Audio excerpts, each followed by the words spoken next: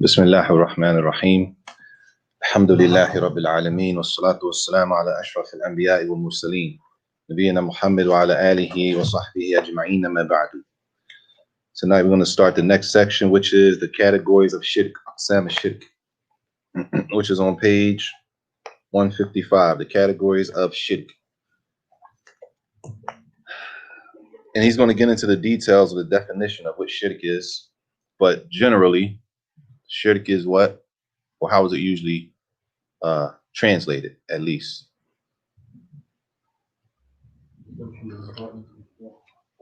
Associating partners with Allah. That's how it's usually translated. Associating partners with Allah. طيب, he's going to get to the details of how that works and what it looks like. And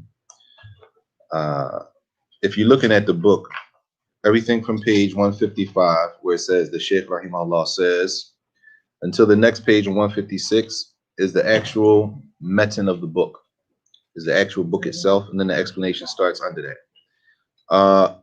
I won't read that part because we'll be reading it twice as he reads it during the actual explanation, inshallah. So we're actually going to start on 156, where it says explanation, everything under there. As the author starts off, he's discussing the different categories of shirk, the different ways to put partners with Allah Jalla wa Ala.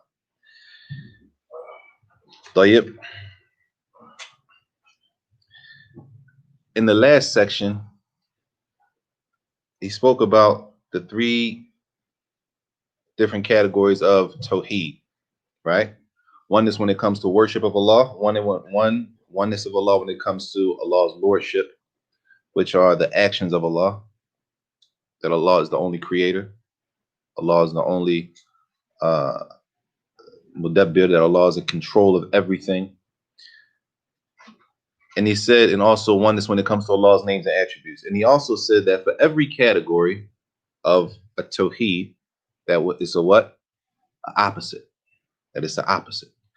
So if that's the case, and we say that there are three categories of a tawheed, then in that case, there are three categories of a shirk. And that was the last thing, or three categories of shirk. And that was the last thing that we did in that chapter. He says here, the scholars, as he says, from one aspect, there are three categories of shirk, and they are the opposites of the categories of a tawheed. Tayyib, clear? So there are three categories of a tawheed, and then those opposites are three categories of what? A shirk, and they are opposed to categories of tawheed. He said from another aspect, then with regard to how serious the shirk is, this is another categorization. Tayyib. This is another breakdown. So we have the general breakdown that if a person doesn't worship Allah alone, then they've done what? They've made shirk with Allah in worship. Right? Tayyib. Now when it comes to, well, how serious is that shirk? Tayyib. How serious is that action that a person did? And we got to be careful to make sure we don't understand terms on, when it comes to Islamic rulings, the terms are to be understood Islamically, not in our language per se. Meaning, what he's going to get into right now, as he says, that this categorization, hayth al-kibr wa sighr, right? And if you literally translate it, or like it's translated literally, right? The bigger shirk or the smaller shirk, right? But usually we use the words what? Huh? major shirk and minor shirk. There's nothing minor about shirk though. You understand what I'm saying? So we don't understand the terms in English to say meaning. If it's minor, it must not be that bad. You with me? Just like we got sins. We have major sins and then we have minor sins. There's nothing minor. There's nothing minor about disobeying Allah, right? All of them fall under dhunub, disobedience to Allah. But the wording has to be understood in the context Islamically, not in the context of English. Meaning we don't understand and say, well, that's just minor shirk. It's not that big of a deal. You with me? طيب. So now in this categorization, it says that it's broken down into three categories. Akbar wa asghar wa khafi. And we're going to use the words that's famous now, popular now, because that's how it's translated in the book. But I want to make sure we understand that when we say major and minor, right? We don't understand minor as if it's not a problem or it's not an issue, right? There's a difference, and there's a reason why one of them is major, and there's a reason why one of them is considered to be minor. And it's not because the minor is not a sin or it's not from disobedience. Okay.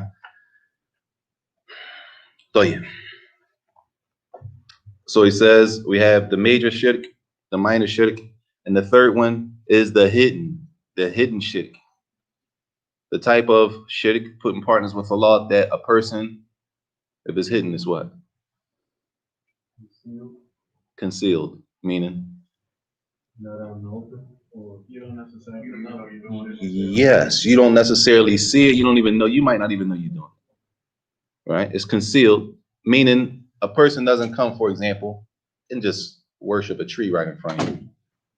Apparently, on a zahir, it looks like a person met all the requirements for the worship to be accepted, right? On the apparent, but it could be some hidden shirk in there that nullifies that action. Hidden, khafi. So some of the ulama have broken them into those three, and some have said it's just two categories, right? Major shirk and minor shirk. And they say that the third one, which is what? Hidden. They say that is a description of the first two. Meaning you can have major shirk that's apparent and major shirk that's hidden, like that. Minor shirk that's apparent, minor shirk that's hidden. Okay? طيب. He says, والشرك الأكبر والأصغر يختلفان من حيث الحد ومن حيث الحكم. Both of them, whether it's major shirk or minor, both of them, they have different definitions, right? And they have different rulings. It's a different hukum. Okay? It's a different hukum when it comes to the person who does the action. Clear? Major shirk is from the major sins. Minor shirk is from the major sins. Clear? Every major sin, y'all, doesn't mean a person's not a Muslim. That's important. Every major sin doesn't mean that a person is not a Muslim anymore. But there are some sins, there are some things that remove a person from, as we say, the fold of Islam. There's some things that if a person does these things, does this action, or if a person believes this like that, that it removes them. They're no longer Muslim. They can't be a Muslim. A Muslim doesn't believe that. That nullifies your shahada. Okay? It's not this idea, and this is not from Islam, that once I'm Muslim, I'm always Muslim. And I can be pretty much, after my shahada, I can do anything I want, and I'm still a Muslim. And nobody can say anything about me. And when I die, I'm having a janazah, right? Some people think that once a Muslim, you can never say, you can't judge me. All of the terms that people use. But Islamically, and before Allah, Yawm al-Qiyamah, people can do things that remove and nullify their shahada. That if you believe that, you're no longer a Muslim. Even if you walk around and you dress like a Muslim, you come inside of the masjid, you line up and you pray with the Muslims, you fast Ramadan. If you have a certain belief that is considered to be disbelief, is kufr, it removes a person from Islam, or if you're doing an action, then yes. On the apparent, the people might not see it. But when a person is raised up, they're going to be raised up on that aqidah, whatever they believed or whatever that type of worship they were doing. So we have to be careful and make sure that we don't believe like what people spread, because we live in a time of the news spreads fast and quick. And things are very trendy. And a lot of times we get caught up in these trends. So they don't carry the same definition, major shirk and minor shirk. And he's going to get to exactly what they are. So he says, let me find this definition. Major shirk, this is on page 157. On page 157. That second paragraph from the top where it says major shirk and minor shirk differ in terms of their prescribed punishments and their rulings. And then the definition for major shirk comes after that, where it says, as for minor shirk, and he gives the definition. فهو تسوية غير الله بالله في شيء من حقوقه. جيد. Allah has rights, right? Allah has rights. And from his rights, the greatest right of Allah over the people is what? That he is worshipped alone. When somebody gives any of Allah's rights, they share any of Allah's rights with other than Allah, then this is major shirk, taswiyah. That someone has put other than Allah on the same level. They've raised that person or that thing or whatever it is that they worship, and they've given some of that, which are those rights are specifically to Allah. Those rights are specifically to Allah. Then this is major shirk. فَمَنْ سَوَّى غَيْرَ اللَّهِ بِاللَّهِ فِي شَيْءٍ مِنْ حُقُوقِ اللَّهِ. Then they have did what? They have, as he says, فَقَدْ اتَّخَذَهُ شَرِيكًا وَنِدًّا. Then they have taken that, well, it could be a person. It doesn't have to be a person. It could be a thing. It could be a thing that a person raises and they make as a partner. For example, some consider, for example, we say Allah is the creator, Al-Khaliq. That Allah is in control of everything, the universe. And some consider that the universe is ran by what? Maybe the Big Bang Theory, or Mother Nature, or what's famous now? Isa alayhi salam, Jesus. What's famous now though, y'all? Karma, energy. Whatever energy you put out, that's what's going to happen, right? We got to use the terms that people use to make sure we don't fall into this stuff. We Muslim, we have aqidah, we have a belief that Allah sent down, that the Prophet ﷺ taught us. So what is a prayer? What does that mean, energy?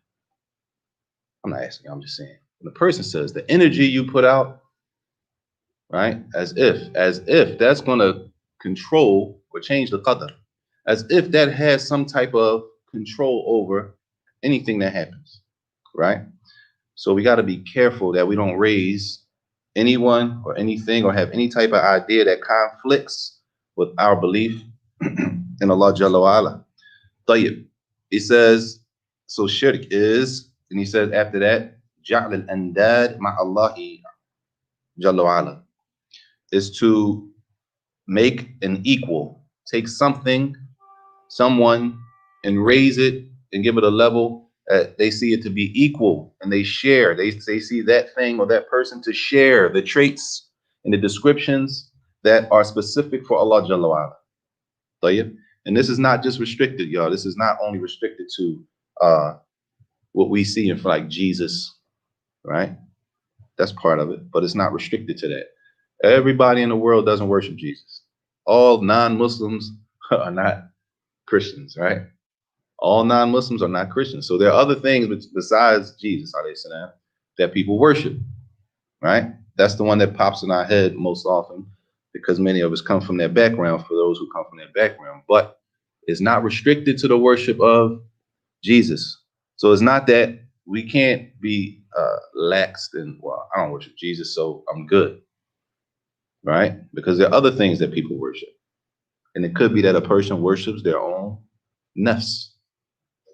Their own nafs. It's possible that a person worships their own desire. Tayyib. He says that Allah mentioned that the disbelievers, that they will enter the hellfire Yawm al-Qiyamah. And they will say, as Allah said in this ayat, Tallahi in kunna lafi dhalalin mubin. إذ نسويكم برب العالمين. They will say when they enter the hellfire, Yawm al-Qiyamah, as we have to understand also, the hellfire is real. The hellfire is real. We believe, Muslims, we believe the hellfire is real. That Allah created the hellfire, and Allah told us in the Quran, He's going to fill the hellfire with what? What is the hellfire going to be filled with? Men, mankind, and what else? Hijara, stones. Allah Akbar. Tayyib, we have no shyness, y'all. There's nothing shy about our aqidah. There's a hellfire. We do understand, right? Other people have an aqidah too. Other people believe things, and they believe that what? If you don't believe what we believe, you're done. You're condemned to the hell. That's what they believe. They have no shyness. We have no shyness. We believe that Islam is the correct way. Tayyib. So Allah said in this ayah, these people, they will say, Yawm al-Qiyamah, and this is the verse in the middle of the page on page 157. By Allah, we were truly in manifest error. Manifest error. We know manifest, right? What is manifest? Another word for manifest. Clear, evident. Jade, clear.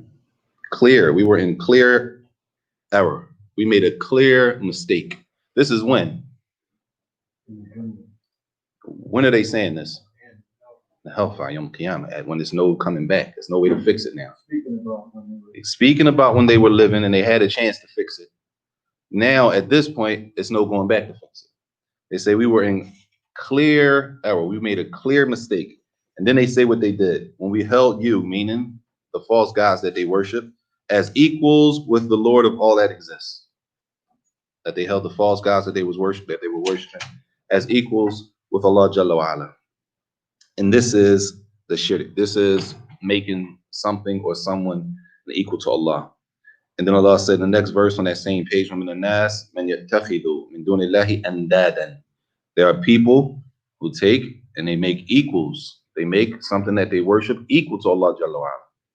And these are this book is ad-durus al-muhimma. Basic lessons. The Muslims, we're supposed to know this. This is not like a level book of you had to go overseas to learn and study this.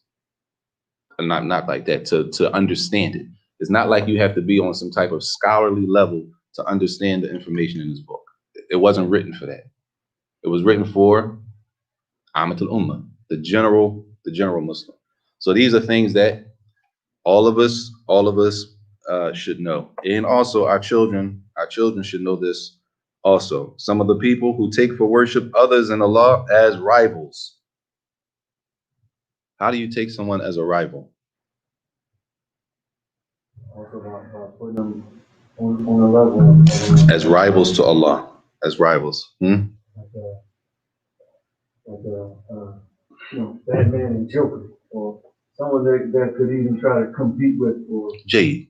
They try to put them, the point is that they raise and try to make the person, whatever they're worshiping, equal to Allah Jalla wa Ala. Allah says they love them as they love Allah. Their love for that thing that they worship has been taken to a level that type of level of love should only be for Allah. And I always say this because we have a lot of problems when it comes to this area, when it comes to people and loving people beyond the level that they deserve. Loving people beyond the level that they deserve, that we have to be careful that we don't go overboard in our love or hate for people, that we have to be just and in the middle. So he says that they did what? They musawiyan, that they made their love for those gods that they were worshiping, they made it equal for their love of Allah. Because he mentioned before that not all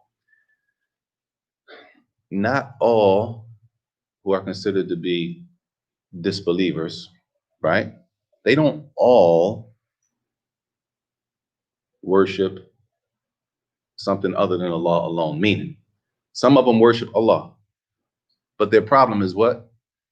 Along with that, they'll worship something else, the mushrik, right? And then you have people who don't worship Allah at all, and they worship whatever they worship, right?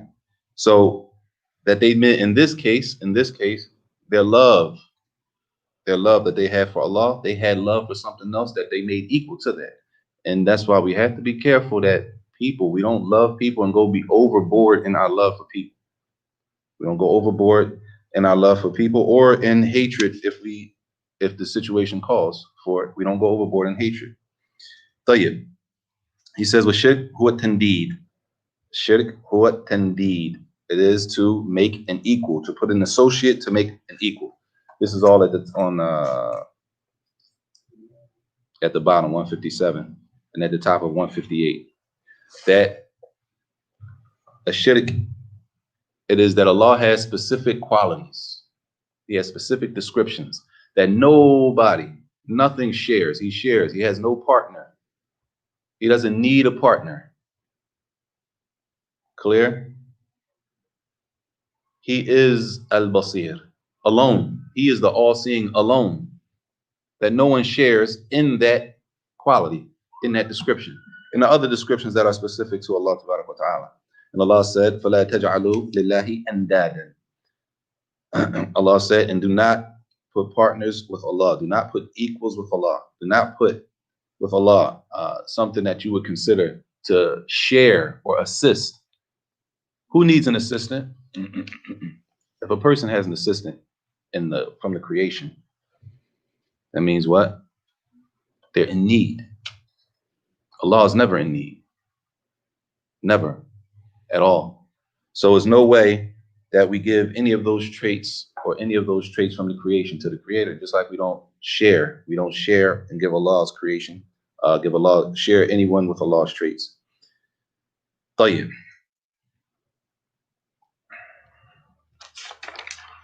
A lot of this chapter, the Shaykh Hafizullah, he mentions a few different things here. One section, he's discussing the fear that the Muslim should have of falling into shirk. The fear that we should have from falling into shirk.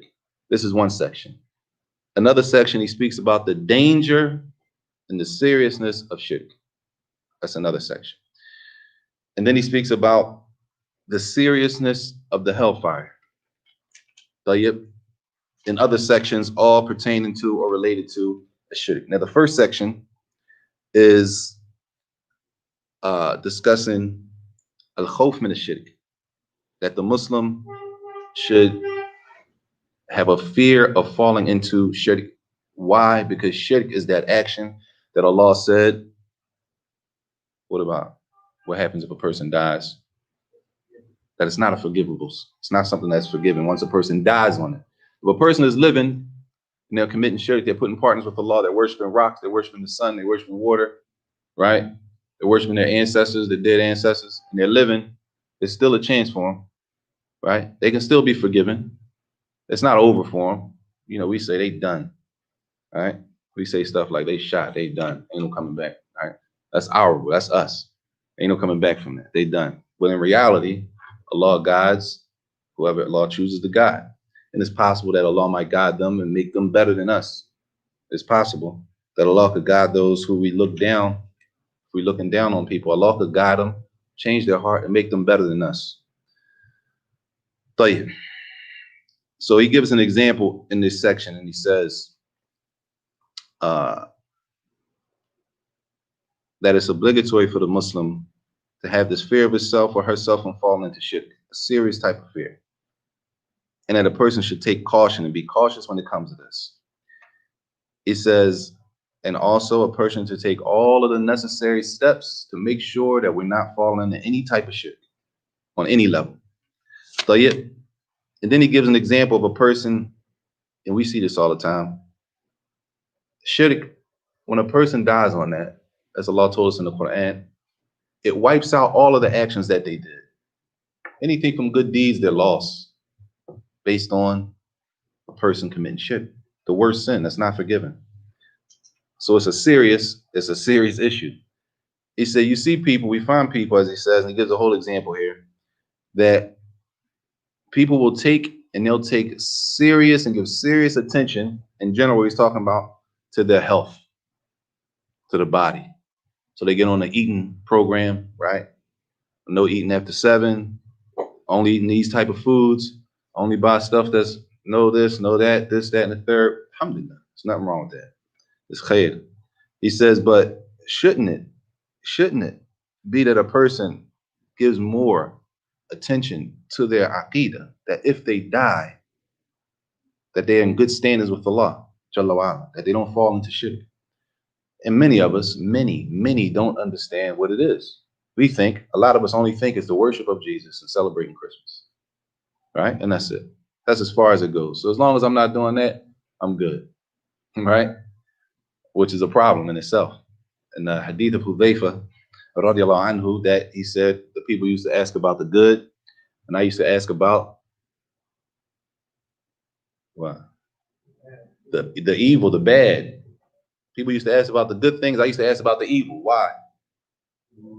So that in order to stay away from it, so that I don't fall into it. So we don't just learn a tawheed, learn all the tawheed, and don't understand what shirk is. You can learn all the tawheed. If you don't understand what shirk is and the different types, right? You could finish a tawheed class and go outside and fall into shirk because you don't know what to stay away from. Tayyib. So he says you find a person and they take those pre-methods, those precautions and all of that for the health of the body, which is fine. But when it comes to tawheed, he says that more attention should be given to that, to make sure that we are good standing with Allah, and that make sure that we don't nullify the shahada that makes us Muslims. That statement that we say that makes us Muslims. And he gives a portion there discussing that. Then he goes into the khutura, the danger of shirk. And the first things he mentions, as he says it's enough. He says, yakfi fi dhalik an taqra qawl Allah tabarak wa ta'ala. He said it'd be enough if you read these two verses from Surah An-Nisa. It should be enough to show us how serious and how dangerous it is for a person to commit shirk. Allah says in one verse, Inna Allah la yaghfiru an yushraka bihi wa yaghfiru ma duna dhalika liman yasha. Allah says, and Allah does not forgive that a person puts partners with him, that a person makes shirk with Allah. Allah does not forgive that. And then Allah says, and Allah will forgive anything other than that. Meaning, not while the person is living, meaning if a person dies, وَهَذَا فِي حَقٍّ مَنْ مَاتَ عَلَى ذَلِكَ. For the person who dies putting partners with Allah, right? Then the sin is not forgiven. But what about the person who dies committing any other sin? And it doesn't mean that committing any other sin is okay. But we're talking about the severity and the seriousness of a shirk, putting partners with Allah in any type, way, or form. Right? Allah said the one sin that He doesn't forgive is a shirk. طيب.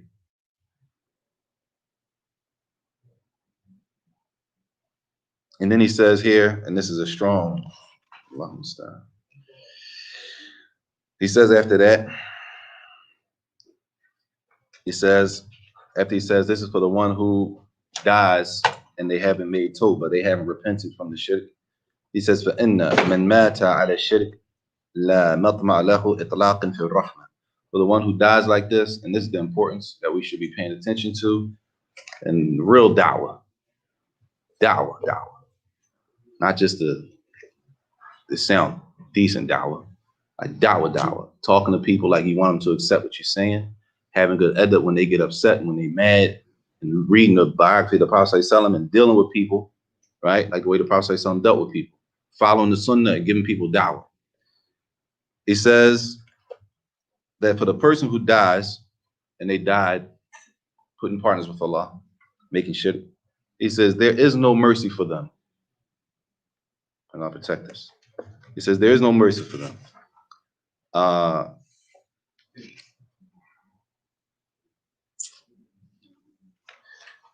And he says after that, وَلَا نَصِيبْ لَهُ مِنَ الْمَغْفِرَةِ. There is no forgiveness for them. For who?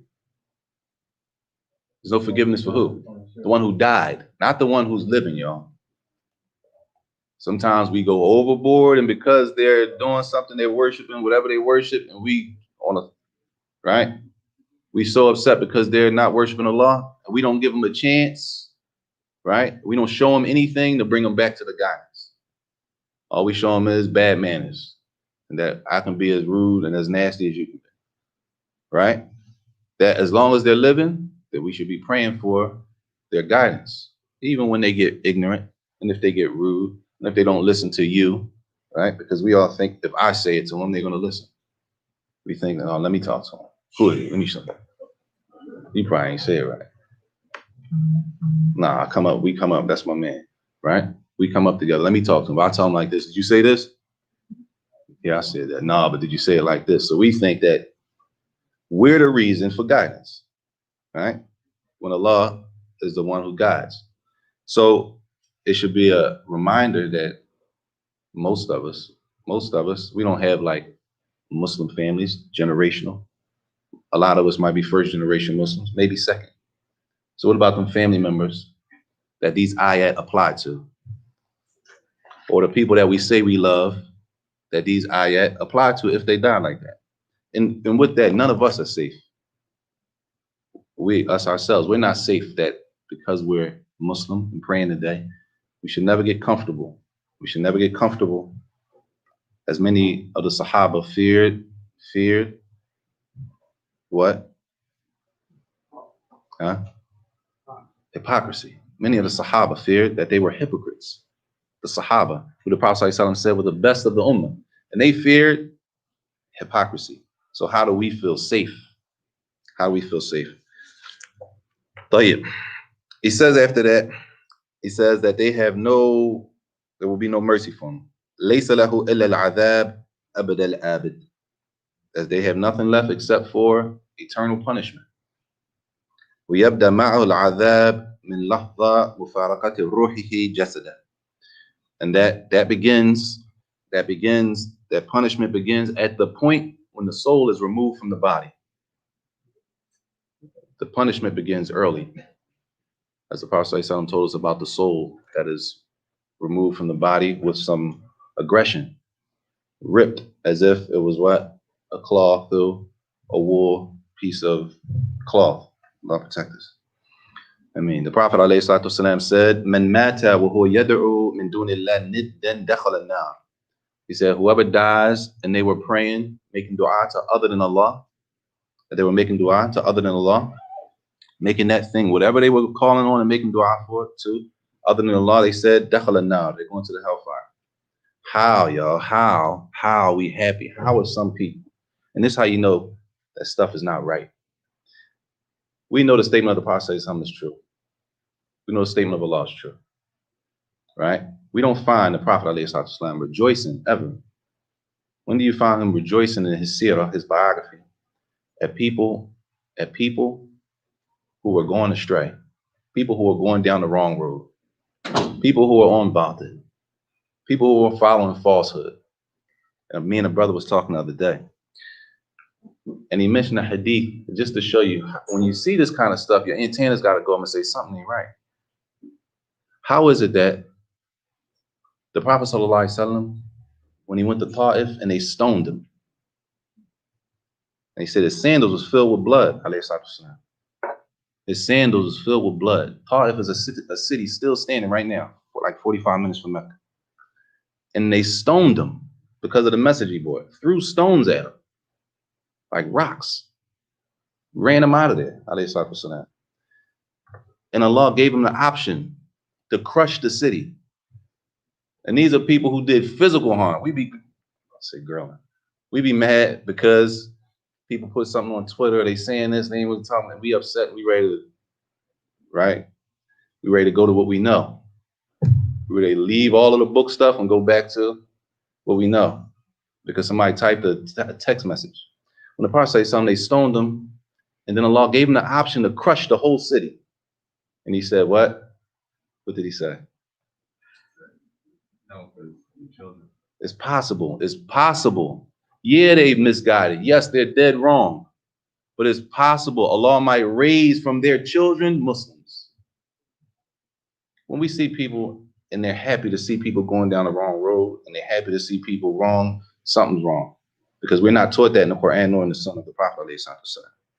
He said that the one who dies like that for dakhala now, that they will enter the hellfire. And then he goes into the issue, as he says, and this is the dukhul an-nar من حين تفارق روحه جسده ولهذا قال العلماء. And he goes here and he says that the ulama, the scholars of Islam, have said that the fire, the hellfire, قريبة جدا من المشرك, that the hellfire is very close. The hellfire is very close to the one who worships other than Allah, the one who puts partners with Allah. That the hellfire is very close to them, and there's nothing stopping them from going to the hellfire except death, except death. And if that's the case, we got to think about the people we love and how we don't, at the least, how at the least we don't feel an obligation. At the least, we don't feel an obligation to show them that Islam is the best thing, at least in our actions or the way we talk. Because a lot of us, we might not be articulate enough to say something. So most people, they just look at our actions and then they make a whole judgment on that, right? Just based on what we do. And then they say, right, that draws them in, or it does what? Or it push them away. It ain't rocket science. Either you're going to draw them in or it's going to push them away. Allah musta'an. Tayyib. He also mentions a section here in this ayat is a heavy ayat in Surah Fatir, where Allah Jalla wa Ala, he says, في بيان أن من مات على الشرك والكفر لا مطمع له إطلاقا في الرحمة والمغفرة. The section where he says that for the one who dies disbelieving in Allah, the one who dies putting partners with Allah, that they have absolutely, as it says at the top of page 160, it says that they have absolutely no hope of mercy or forgiveness. And the surah is Surah Fatir, where Allah says, وَالَّذِينَ كَفَرُوا لَهُمْ نَارُ جَهَنَّمْ لَا يُقْضَى عَلَيْهِمْ فَيَمُوتُوا. This ayat, which is in the middle of the page. Those who disbelieve, for them will be the fire of hell. Neither will it have a complete killing effect on them so that they die, right? So the fire won't kill them, right? وَلَا يُخَفَّفْ عَنْهُمْ مِنْ عَذَابِهَا. And the fire won't be lessened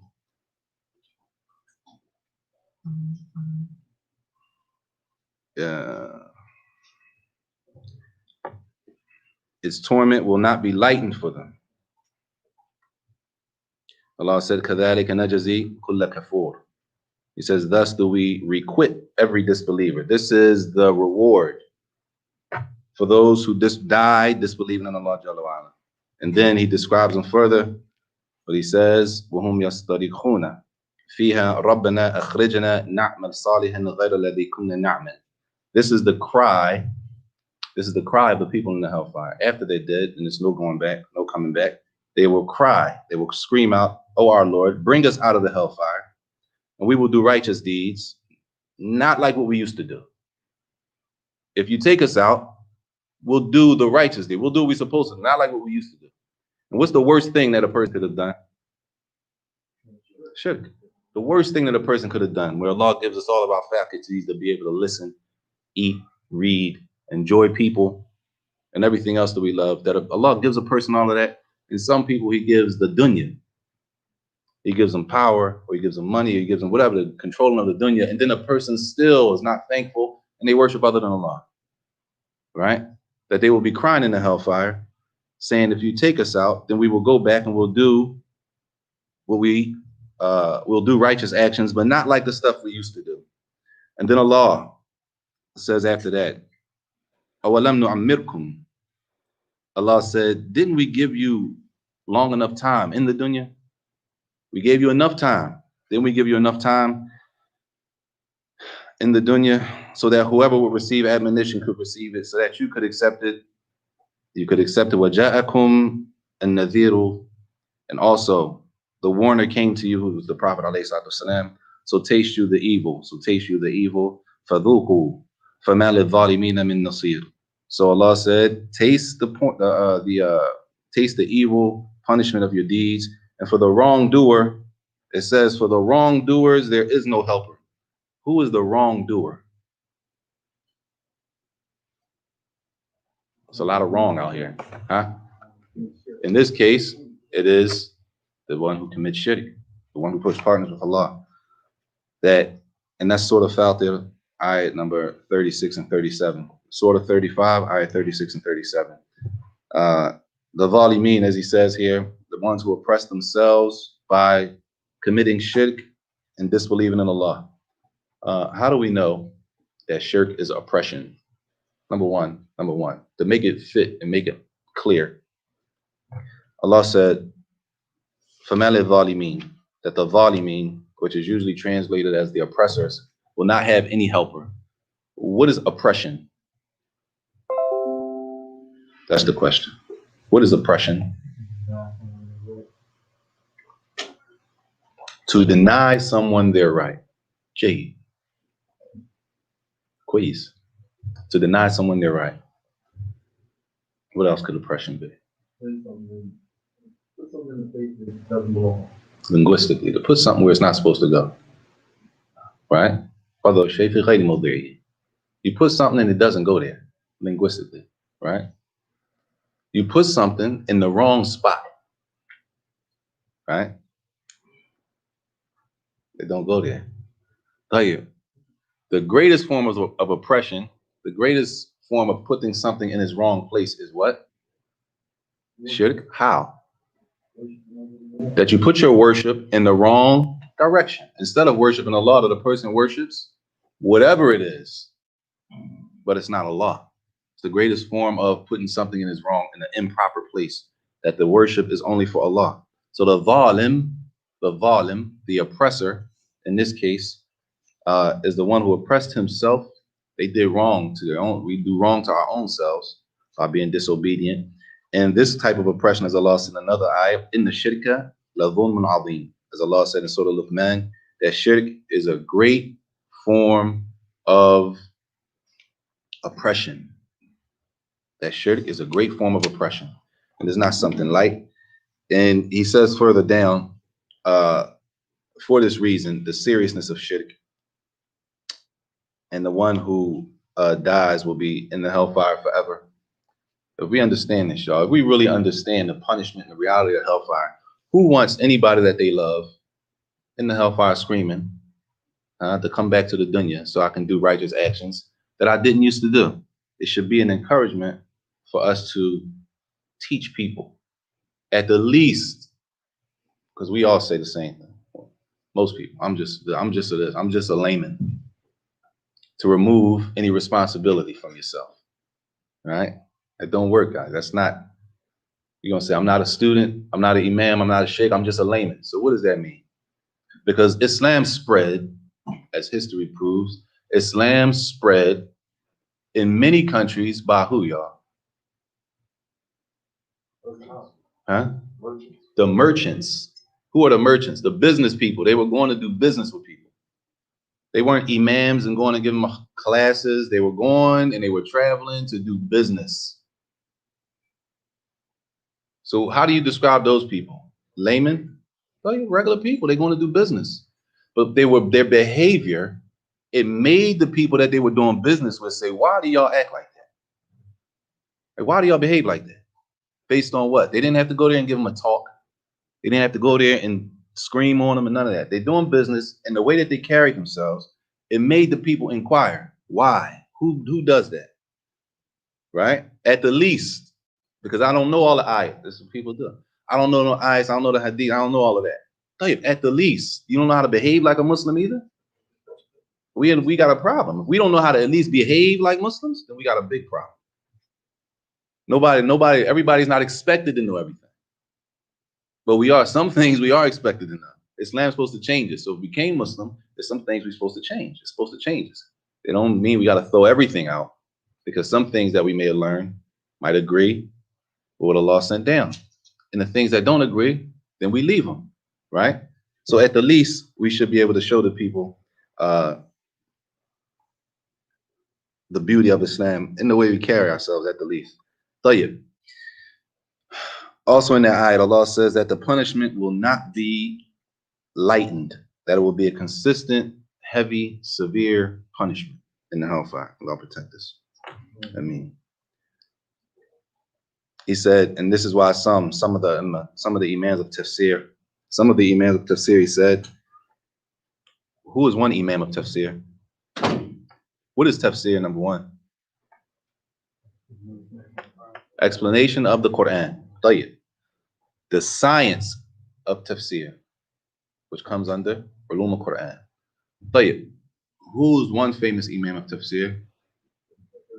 Imam Ibn Kathir. And another one? Imam Saajid. And another one? Imam al-Qurtubi. And another one? Al-Tabari. We need to know who these names are, because a lot of times they're written in the books. So it's called Tabari. Well, who's Tabari? And why is what he's saying important? Right? Call it Qurtubi. Who's Qurtubi? Or Katabi, whatever we say when we read it. Right? Whoever he is, who is he and why is his statement important? Right? We need to know who these people are. They're not just names they're just picking out of a hat. These are imams of the science, the knowledge of tafsir. That many of them said that this ayah in Surah Al-Fatiha, they say that this was ashaddu ayah ala mushrikeen yawm al-qiyamah. And then this is the heaviest ayah and most that will be for those who died worshiping or putting partners with Allah yawm al-qiyamah. That this ayah, where Allah says, فَذُوقُوا فَلَا نَزِيدُكُمْ. I'm sorry, the ayah from Surah An-Naba, where Allah says, فَذُوقُوا فَلَا نَزِيدُكُمْ إِلَّا عَذَابًا.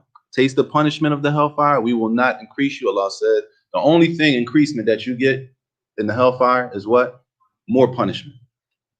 Nothing light. The punishment is not lightened, but the punishment is increased. Allah protect us. Ameen.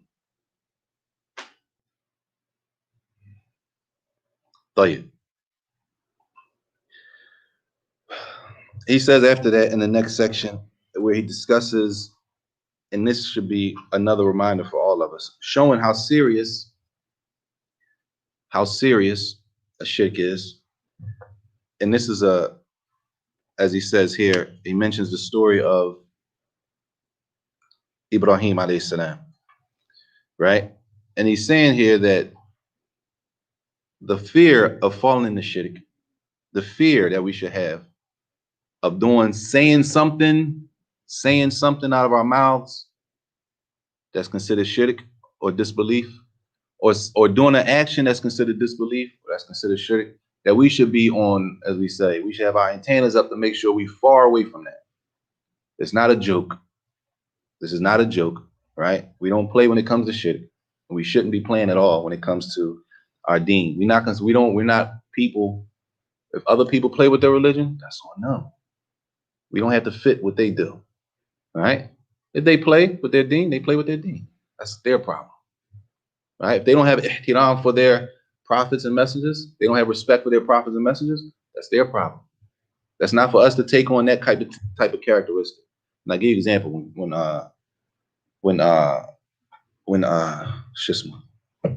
When Kobe Bryant died, right?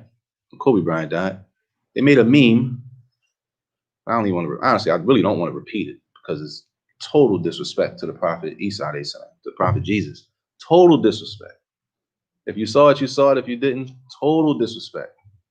If that's what they do, that's what they do. We're not people who joke when it comes to our Quran and our Sunnah and our Deen, revelation. We don't make istihza. As istihza, making fun and mockery of the Deen, of the religion, is disbelief. So if that's what they do, we don't have to follow that path, as the Prophet ﷺ mentioned in another hadith. There's going to come a time when you're going to follow what? Step by step, that people will be following behind those who disbelieve in Allah and His Messenger.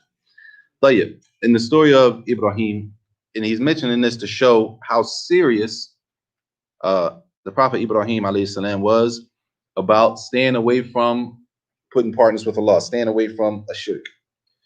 And Allah said in Surah Ibrahim, the dua that Ibrahim alayhi salam made. He made a dua. He said, وَجُنُوبَنِي وَبَنِيَّ أَن نَعْبُدَ الْأَصْنَامِ. Keep me and my children, my offspring, far away from worshiping idols. This is the dua of who? Al-Khalil, the Prophet Ibrahim. The dua was, keep me and my children far away from worshiping idols. Then he said, Rabbi innahum adlanna kathiran min an-nas. That those idols took people far astray, took many people astray down the wrong road. طيب. قال إبراهيم التيمي.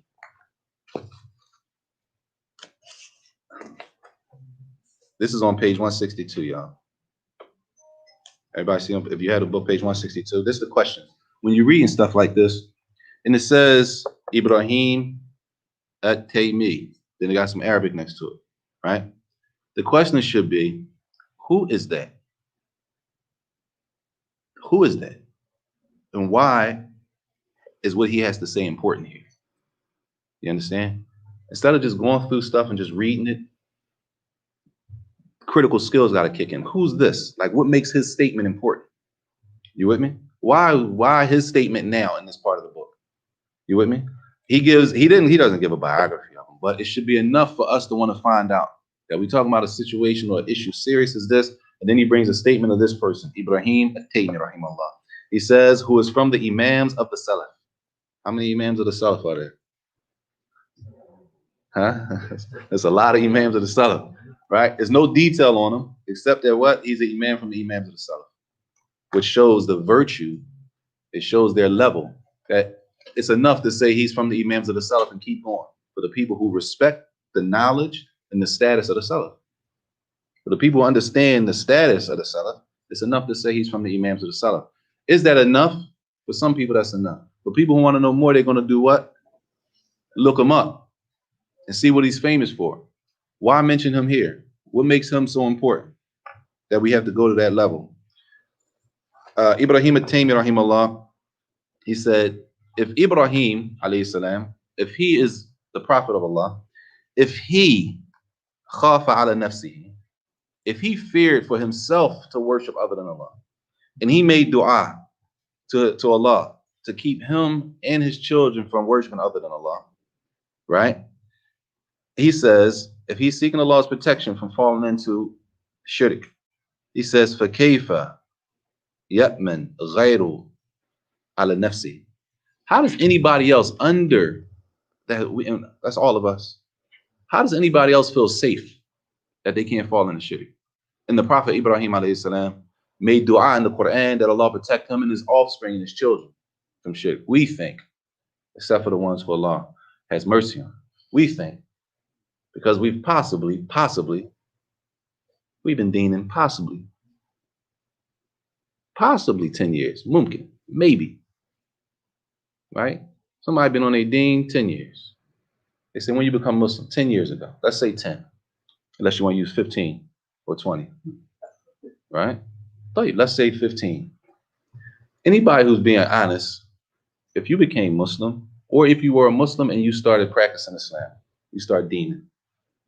The first couple years, you might be praying all five and you might not be, right? A person might be. They might be doing what they're supposed to do, and they might not be, right? So now out of your 15, you got to, right, carve off some years. You got to carve them off and be realistic. Wait a minute, I really might only have like 10 for real. 10 years of what we think we really doing something. All right, we used to look at it and we say, mashallah, I'm doing this and I'm not doing that. And the Prophet Ibrahim alayhi salam made dua for him and his children that Allah protect them from it. So how does anybody who got 10 years in, if that, how do we feel safe? How do we feel safe with 20 years or 30 years? When a Prophet of Allah, Ibrahim alayhi salam, still didn't feel safe, not for himself or his children. We got to be careful. What makes us, why? It's a deception, a trick from the shaitan. You good, you did enough. Everybody knows you upright, you good. Everybody knows you're a good Muslim, so you cool. You ain't really got to go hard like that. And then the person does what? They start laughing off. So they stop doing certain things. Because why? Oh, everybody know I'm good. Everybody know that if I really want to, I could really. It's a trick from the shaitan. Right? Until you start leaving things. And next thing you know, people be saying, where Fulan? Where's the brother who used to always be here? Where's the sister who used to cover? Right? That happens all the time for sisters. Sisters say sister used to go hard. She used to go hard. Now what? She don't even nothing. If say she's still Muslim, I don't even know. How we feel safe if we got 10 years. And we all know our own personal backgrounds and everything that we went to get to the point that we at. That if the Prophet ﷺ, Ibrahim, didn't feel safe for himself or his children, then there should be a light bulb should go off. that we shouldn't feel safe. And then he mentions the dua of the Prophet alayhi salatu wasalam. And if our Prophet sallallahu alaihi wasallam used to constantly make this dua, and he says, وَهُوَ ثابت في كتاب الأدب المفرد. Does everybody know the book Al-Adab al-Mufrad?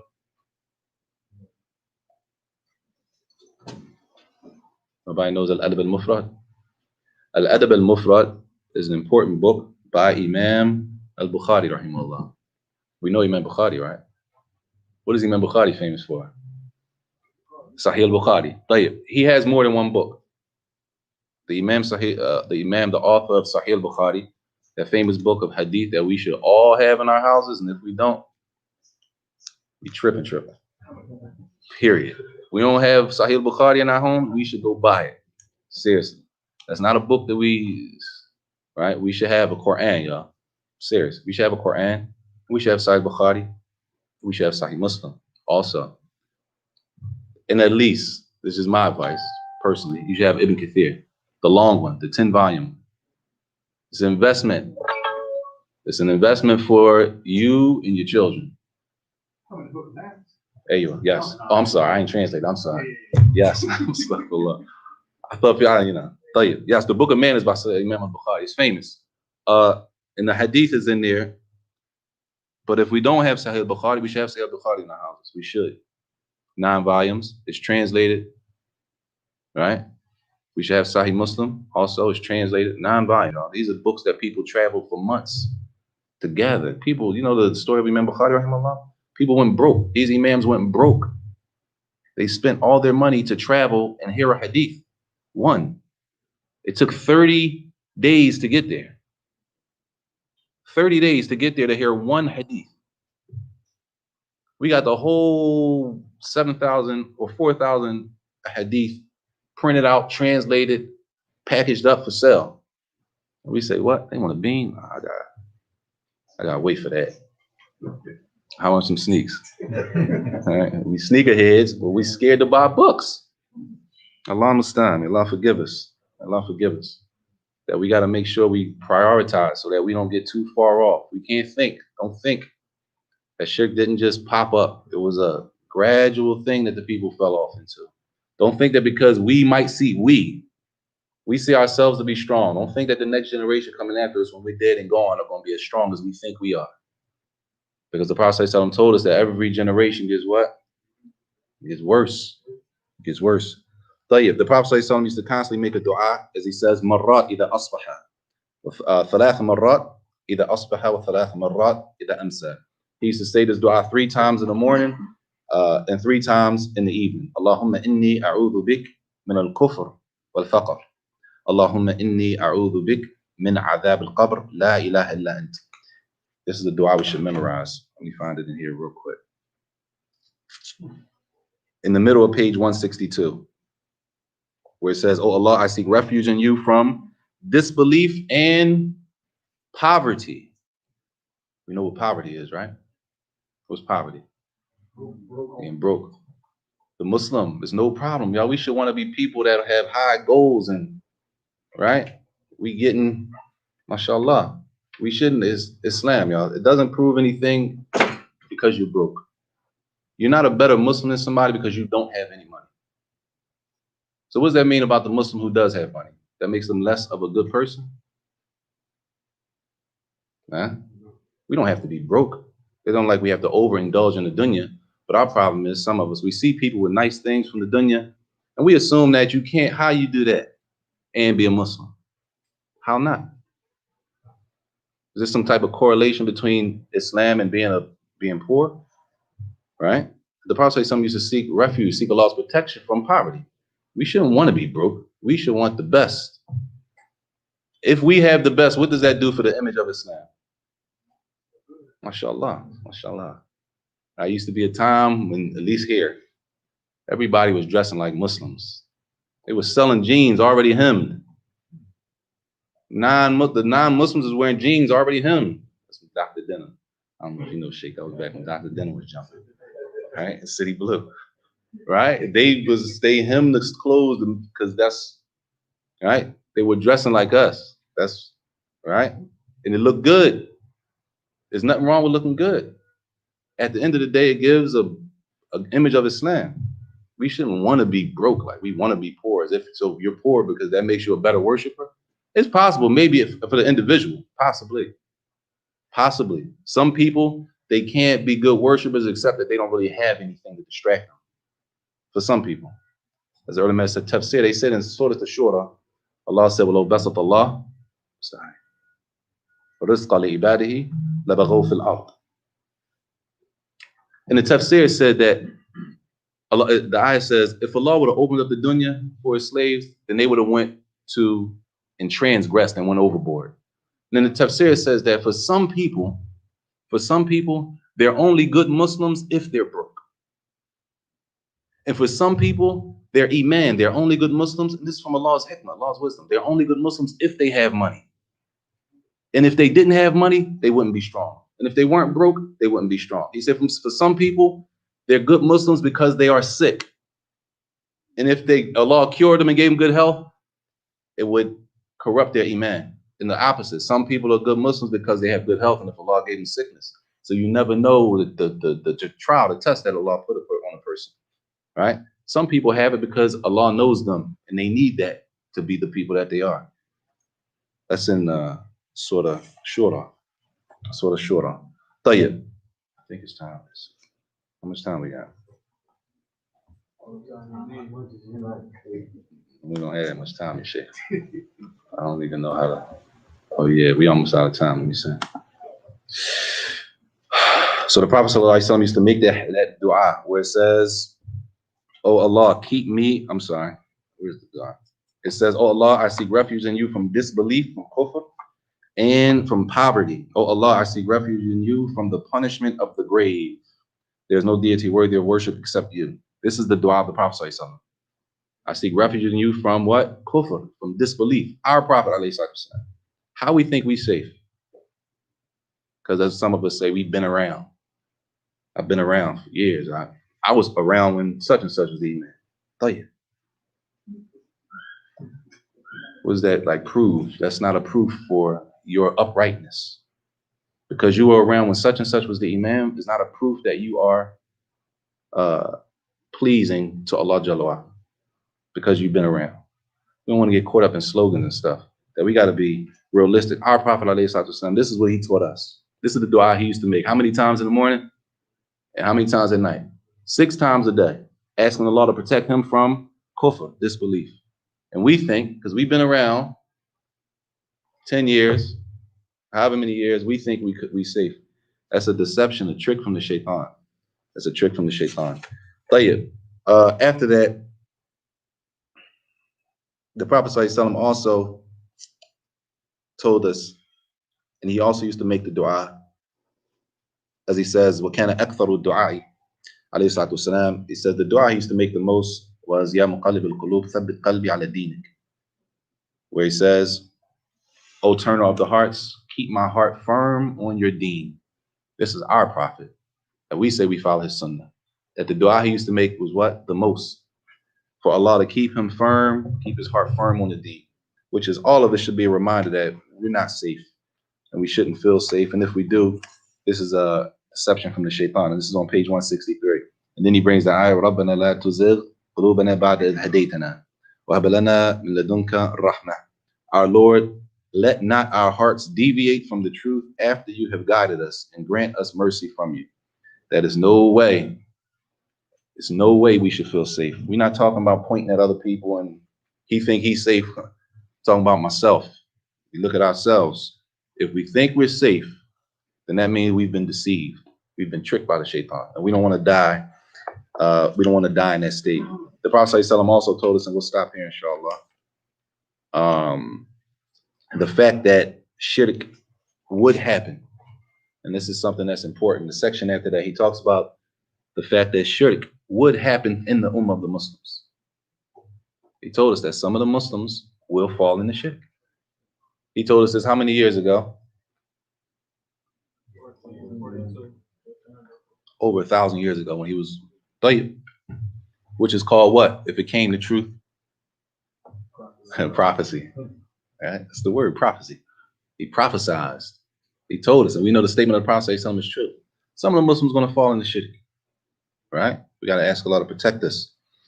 He says some of the Muslims will fall into shirk, and this is on page 165, 163, I think. At the bottom, the hadith, the last hour will not come before you. The tribes of my ummah attach themselves to the polytheists, and the tribes of the ummah in worship idols. لا تقوم الساعة حتى تلحق قبائل. At the bottom, the last hour, Yawm al-Qiyamah, will not come until when the tribes of my ummah attach themselves to the polytheists, and the tribes of my ummah worship idols. The last day will not be established until, yes, some of the Muslims will fall into shirk. So how we think we safe? You understand? What gives us the green light to say, oh no, you good? Some of the Muslims is going to happen too, but it won't be you. Right? That's a trick from the shaitan to make us think we safe. Allah protect us. I mean,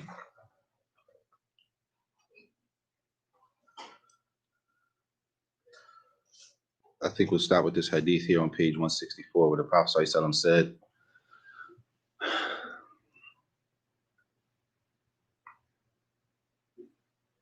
he said, you surely will tread the same path as those before you, inch by inch and step by step.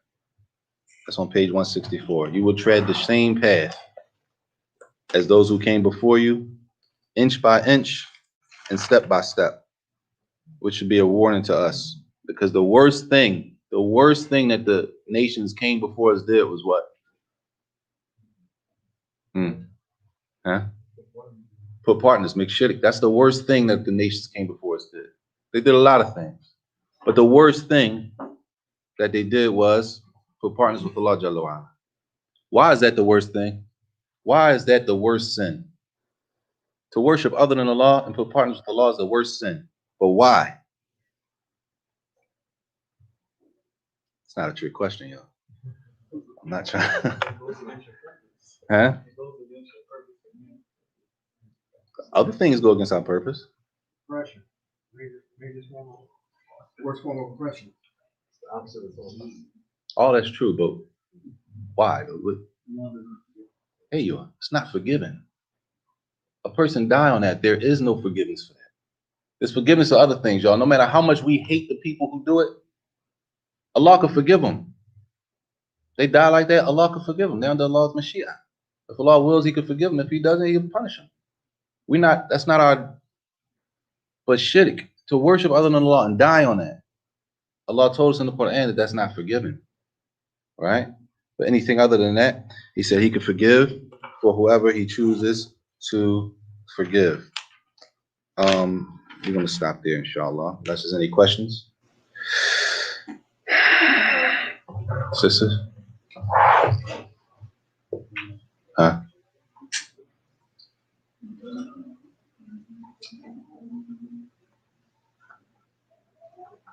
Any questions? That's page. The sisters got questions? Are there any questions, sisters? No? Kula Shay Wadi? Yeah. Sheikh Salah, I'm sorry. Sheikh Salah had a Sheikh said, Kula Shay Wadi, everything Wadi. And Mafham to Shay. Yeah, it's for everybody. He said, if you're sitting there, you're going to everything is clear. He said, you ain't understand. You really didn't understand if everything's clear. Real quick question. So what do you recommend as far as a lot of times we have IDs and have saved everything on our phone and tablets. You still recommend buying the books? Yes. What y'all gonna do when they shut the internet down next? That's what they're going. They shut the internet down now. Everybody wanna watch on live and all that. When they shut down the internet, then what? Huh? We don't want to be like, because during the history of Islam, we lost a lot of books. They destroyed the books of the Muslims. A lot of books were destroyed during times of war, right? Yeah, we got apps and we have phones. Alhamdulillah, that's a means. But what do we do when the internet crashes? If Allah tests us with that, then what? Huh? Most of us haven't memorized the Quran, right? Most of us haven't memorized. So we don't have the Quran in our heart. So what do we do if they shut down that? Now what? Right? When the phone died, they refused to sell you a charger with the new iPhone. They said y'all got enough chargers. When your phone died, right? You're in the house. They shut the internet down. What happens? Right? That's what you build yourself a library for.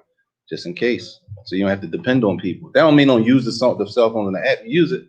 But if you depend on that, right? If you happen, for example, if you can't get to it, the class is on the live. If the live shuts off right now, or if the live, like sometimes it doesn't work, it's buffering, and then they grind us up. The live's not working, right? And then they went, oh, the live was buffering. If you could have, you should have been here. These people have first priority. They left their houses, right? And it might be a struggle. It's cold outside. People left out the comfort of their houses to come. So sometimes, yeah, I don't see the question. I didn't look at the question because I thought these people here who put forth, in my opinion, this is my opinion, to come outside in the cold and leave what you're doing and stop, it takes some effort. I'm not saying nothing about anybody who couldn't come, but I would assume that people here get first priority, right? Somebody might be sitting home eating popcorn right now, y'all, watching the class. Alhamdulillah.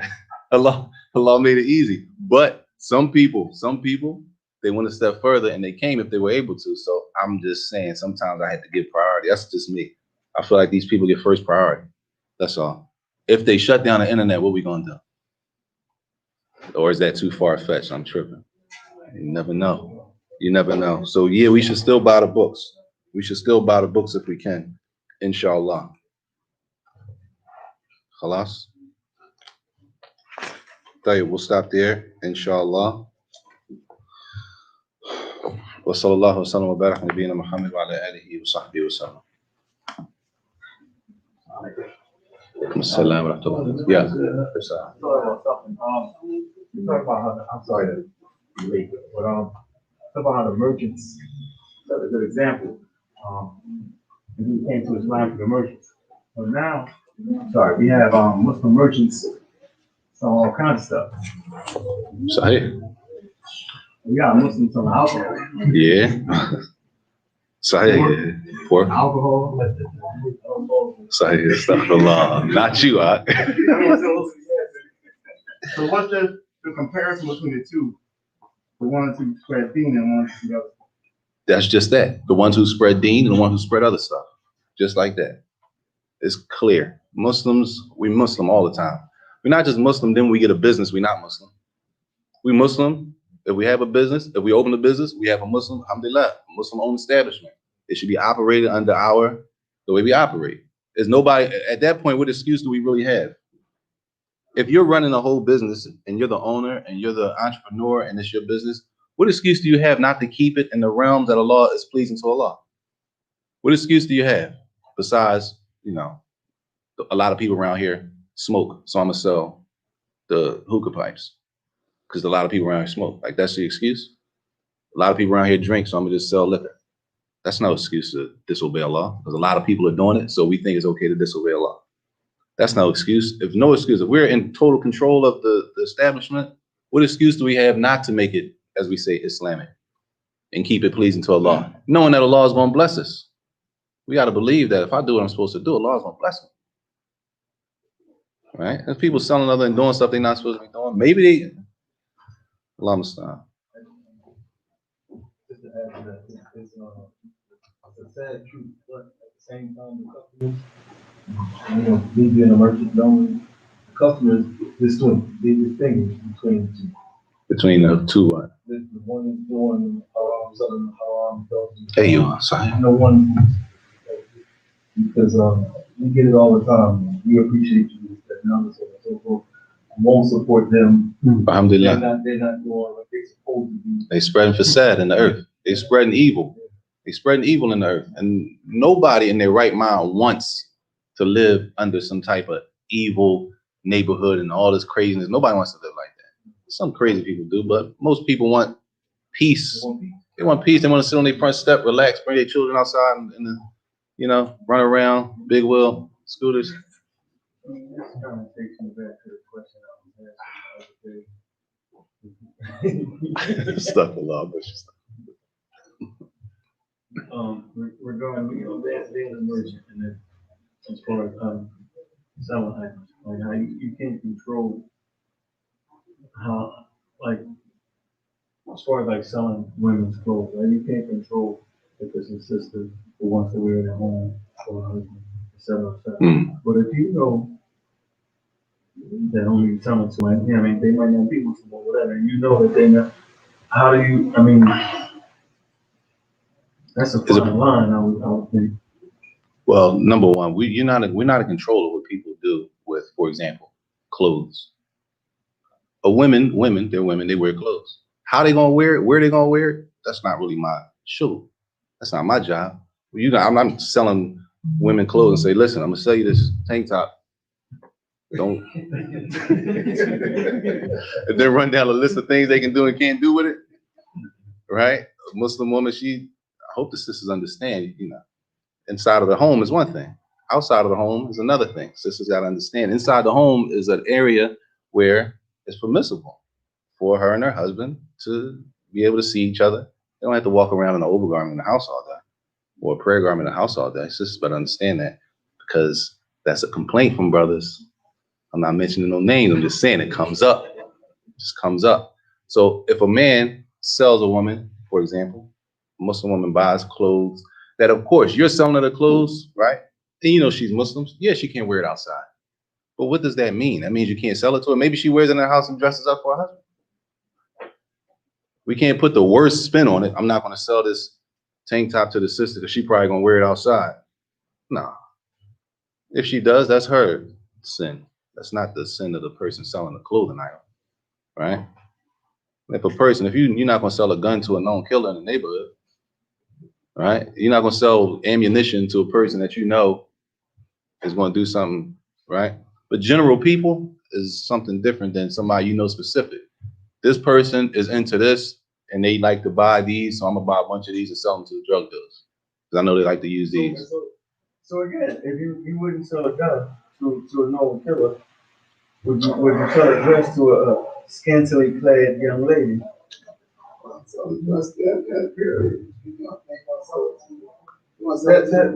That was my question. That was my question. It's just a question. I'm trying to be you know. Allah Allah. The safe thing is if you know somebody's gonna be doing something, for sure, and that's one thing.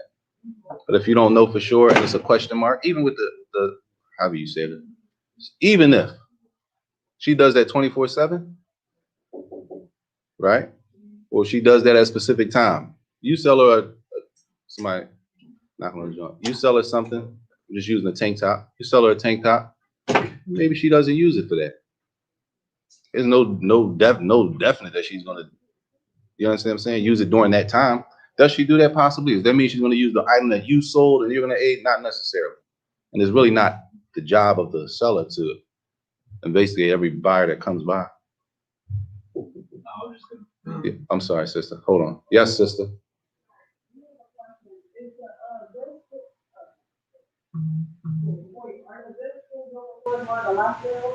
Dang. Inshallah. What I don't know what it looked like over there, but it's gonna be with restrictions, of course. There's gonna be less people allowed in. The question was about the events with the lockdown, with the restrictions. There's gonna be less people allowed. It's gonna be more space. It's gonna be less people. So whatever event is going on here, you gotta get here early because the door is gonna get locked. That's just how it's gonna have to go till Allah open it back up for us. Inshallah. I'm sorry, Sheikh. He was with you. No, I was just adding to what you were saying, but once I was saying that if you're gonna sell to somebody, you have to acknowledge that this person does X, Y, and Z, then Right, if that's the case. like for example, drug dealer, he just looked like a you don't know who he is. No, he's talking about I know your drug dealer. And I know, for example, they buy them all right, never mind. Whatever they buy to do what they're doing. So you know that's what they're using them for. You don't go grab up bulk of those to bring them back because you know they're going to come to you and buy that and aid them. You understand what I'm saying? You don't do something like that and help them spread corruption in the neighborhood. You don't do that. Now, if you're selling something, for example, and they're not the only people that use it. People use this for a lot of things. They use this item for a lot of things. They come by and they start using it for what they're using it for. You're going to take it off your profit? You can take it off if you choose. You're in control. Especially if we're in control, we do what we're comfortable with, y'all, before Allah. If we're in control of what we're selling and we're merchants and we're business and we have businesses, we do what we're comfortable with. You're in control. What excuse do we have not to do what's pleasing to Allah? You with me? I just want to know more insight you give it to me. You said a lot of books were destroyed. A lot of, I guess, Islamic libraries books were destroyed. Yes. Were the majority of it like destroyed during the time of Genghis Khan? Allahu Alam, when the majority was destroyed. Allahu Alam. But historically, many books have been destroyed. Many. And that's should be a reminder for us just in itself. That we should never think that history can't repeat itself. Right? Sometimes stuff be seeming far-fetched, but 15 years, it's like things going on now. 15 years ago, no people would have never thought it'd be like this. Never. Right? The way cameras work, and people would have never thought 15 years ago that things would be like they are now. Right? They were wearing tight clothes in the 70s. They're wearing tight clothes again. All right? History repeats itself in a lot of things, so we shouldn't think that something can't happen again. Right? We'll stop there, inshallah. Sallallahu alaihi wa sallam.